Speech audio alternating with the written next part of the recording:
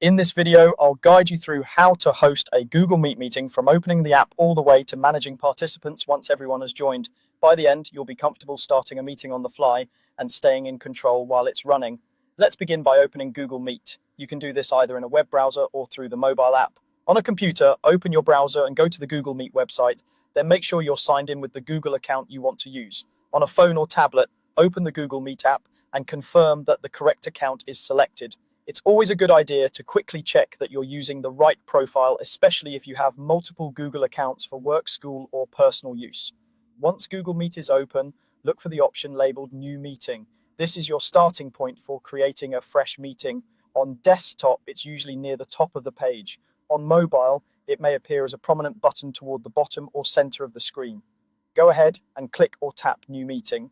This tells Google Meet that you want to create a brand new session rather than joining one that already exists. From here, choose Start an Instant Meeting.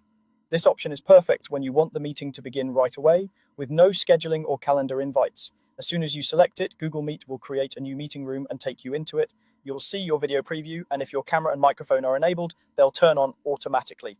Take a moment here to adjust anything you need, like muting your mic if you're not ready to speak yet, or turning off your camera if you prefer audio only. Once your instant meeting is up, you'll need to share the meeting link so others can join. Look for the meeting details section, usually near the bottom of the screen or behind an information icon. There you'll find the full meeting link. Click or tap the option to copy the link, then paste it into an email, a chat message, or wherever your participants will see it. Make sure everyone you invite has the correct link, and double check if you're sharing it with a larger group that you're comfortable with all potential attendees joining. As people start to join, you'll want to manage participants during the meeting. Open the participants panel, often labeled as people or represented by an icon with multiple silhouettes. From here, you can see who's in the meeting, admit people who are requesting access, and remove anyone who shouldn't be there. You can also mute participants if there's background noise or if someone forgets to mute themselves.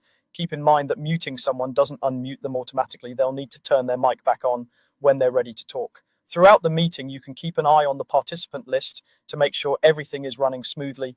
Use it to confirm that the right people are present and that the audio and video environment is under control. When you're finished, simply end the meeting from the main controls and the room will close for everyone. That's all it takes to host a Google Meet meeting. Open Google Meet, create a new instant meeting, share the link, and manage your participants while you're live.